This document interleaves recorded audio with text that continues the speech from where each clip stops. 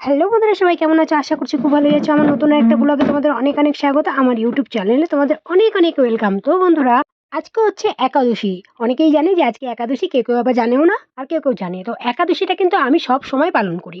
প্রত্যেক একাদশী আমি পালন করি। তো একাদশীতে আমি কি খাই জানো? যেটা খাই আমি একাদশীতে সেটা হচ্ছে সাবুদানার পায়েস। একমাত্র একটাই জিনিস যেটা আমার খুবই ভালো লাগে একাদশীর দিন।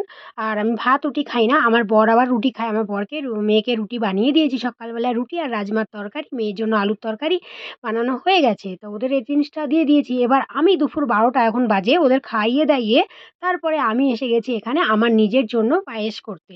আর ঠাকুরকে ভোগ লাগানো হয়ে গেছে। রাধাকৃষ্ণ ঠাকুরের পুজো হয় আমাদের ঘরে। তা দুবার ভোগ লাগানো হয়ে গেছে, ৩ বার ভোগ লাগে, তার মধ্যে ২ বার ভোগ লাগানো হয়ে গেছে।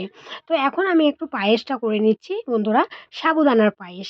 এক ধরনের সাবুদানা আছে যেটা একটু চিনির দানার মতন লাগে দেখতে, মানে ওরকমই কালারটাও চিনির দানার মতনই ওরকম। ওই সাবুদানাটাই আমি সবসময় ব্যবহার করি। তো দেখো আমি কিন্তু আমুল দুধ দুধের সঙ্গে মিশিয়ে বেশ ঘন হয়ে গেছে, আর আমুল দুধ আমি মেশাবো। এবার এটা হচ্ছে লনিন গুড়, যেটা শীতকালে পাওয়া যায়, লনিন গুড় না কি যেন বলে, বেশ একটা বলে, যাই হোক শীতকালের এই যে পাটিয়ালি গুড়ের যে পিউরিটা, যাই হোক যাই বলে না কেন, যাই বলুক না কেন বন্ধুরা, আমি এত জেনেও আমি বলতে পারছি না ঠিক করে, ঠিক আছে? কারণ আমি এটা পাটালি গুড়ের পিউরি নাকি লনিন গুড় আমি বুঝতে পারছি না। যাই হোক এটা আমি নিয়ে এসেছিলাম শীতকালের গুড় হিসাবে। তো এটা দিয়ে ভালো করে এই মানে আমুল দুধটাকে মিক্স করে নিচ্ছি। মিক্স করে নিয়ে এটাই কিন্তু আমি পায়েসের সঙ্গে মিশাবো।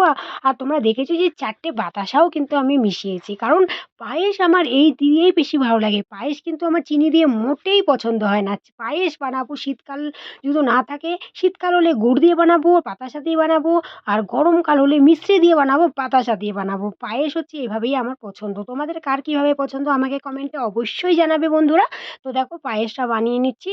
এখন ১২টা বাজে না, ১২টার থেকে আর অনেক বেশি বাজে এখনো পর্যন্ত। সকালবেলায় খালি একটু জল খেয়েছি বন্ধুরা। আর গুড় আর দুধটাও মিশিয়ে দিয়েছি। পায়েসটা বানানো সম্পূর্ণভাবে কমপ্লিট হয়ে গেছে। বেশি আর ফোটাবো না। এমনিতেই সাবুদানার পায়েসটা যত আমি রেখে দেবো, যত ঠান্ডা হবে ততই কিন্তু জমতে শুরু করে দেবে। তাই কিন্তু আমি এরকমের পাতলা পাতলা দুধ এরমভাবে আমি বানিয়েছি, যাতে জমে গেলেও একদম বেশি পরিমাণে জমে গেলে, একদম দুধ না থাকলে ভালো লাগে না। একটু গরম গরম আমি এখন খেয়ে নিচ্ছি, কারণ এখন দুপুর ২টো বাজতে আসলো আর আমার খুবই খিদে লেগেছে। তা আমি একটু গরম গরম খাচ্ছি। আর যা দারুণ যা স্বাদ লাগছে, দারুণ স্বাদ লাগছে। খুব গরম তো তাই এরকম করে খাচ্ছি। দারুণ স্বাদের জন্য যে এর মধ্যে গুড় দেওয়া আছে, গুড় আর বাতাসার, এই জন্য সে যে সেন্ট ও